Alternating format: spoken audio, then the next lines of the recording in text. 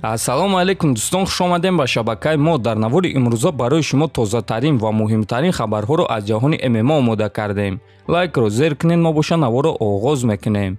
дӯстон, агар шумо хароб ҳастеду фарбеҳ шудан мехоҳед, ё ин ки фарбеҳ ҳастеду хароб шудан мехоҳед, ё ин ки қувваи мардонагии худро қавитар кардан мехоҳед, ва ё ин ки агар шуморо бемориҳои гурда, дил, дарди мушакҳо ғам диҳа, пас мо ба шумо беҳтарин ширкат шифофарморо тавсия медиҳем, ки дар ин ширкат шумо доруҳои гиёҳӣ ва оригиналро барои ҳама дардҳо бо нархи арзон дастрас карда метонед. мо бо ин ширкат аллакай тӯли чанд сол мешавад ки ҳамкорӣ мекунем ва ба шумо низ тавсия медиҳем. худи ҳозир ба номерҳои дар экран буда занг занед ва ҳатман аз номи канали Паҳлавон гап занед. ҳамин гуна шумо доруҳои даркории худро дастрас мекунед ва ҳам канали моро дастгирӣ мекунед. чанд соат пеш иштирокчиёни турнири имшабаи UFC муҳорибаи рӯбарӯ гузаронданд. хотиррасон мекунем ки муҳорибаи асосии турнир, муҳорибаи рейтингӣ дар вазни ним сабук байни Келвин Катар ва Ҷош Эммет хоҳад шуд. ҳамчунин дар ин турнир баромад мекунад Доналд Ковбой Сероне зидди Ҷо Лоузан, Кевин Холланд зидди Тим Минс, Хокаин Бакли зидди Альберт Дураев ва Дамир Исмагулов зидди Гурам Кутателадзе. ин муҳорибаҳо дӯстон ваъда медиҳанд ки беҳтарин муҳорибаҳо шаванд. барои ҳамин мо ба шумо тавсия медиҳем ки ин муҳорибаҳоро тамошо кунед. турнир аз соати 23:00 ба вақти Москва ва 1:00 ба вақти душанбе оғоз мегардад. муҳорибаҳои асосии турнир боша аз соати 2:00 ба вақти Москва ва 4:00 ба вақти душанбе оғоз мегардад. ссилкаи пахши мустақими ин турнирро дар телеграм канали мо Паҳлавон теҷа пайдо карда метонед. ссилкаи телеграм дар описани видео. шаби гузашта яке аз довталабон барои камарбанди вазни миёнаи Eagle FC Гамзат Хирамагомедов ба чемпиони ин вазн Фаридун Одилов муроҷиат карда ӯро тарсонча гуфт ва чемпион Фаридун Одилов ба ӯ ҷавоб дод. биёен оғоз мекунем аз суханҳои Хирамагомедов. ассалому алейкум ба ҳама.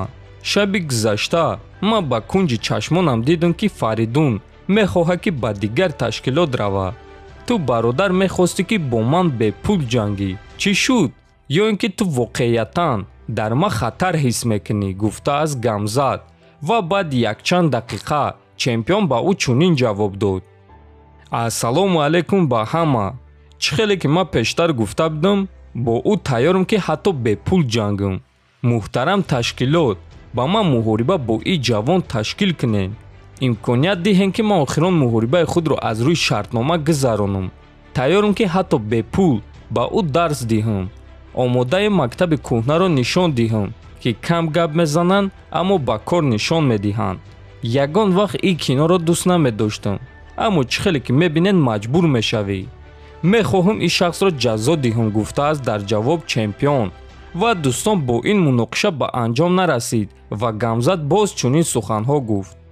Фаридун, ту аллакай позитсияи худро аз даст дода истодаӣ. ин гуна намешавад. мо маслиҳат кардем ки ғолиб ҳамаи пулҳоро мегирад.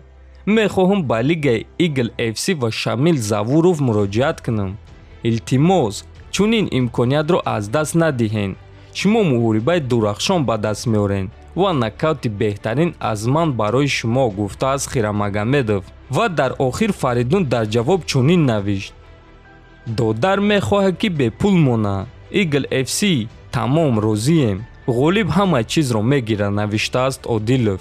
дӯстон, фикр мекунам ки ин муҳорибаи хеле хуб мешавад ва аллакай пешбарии ин муҳориба хеле хуб оғоз шуд ва боварӣ дорам ки ин муҳориба дар гирди худ хайпи хеле калон ҷамъ мекунад.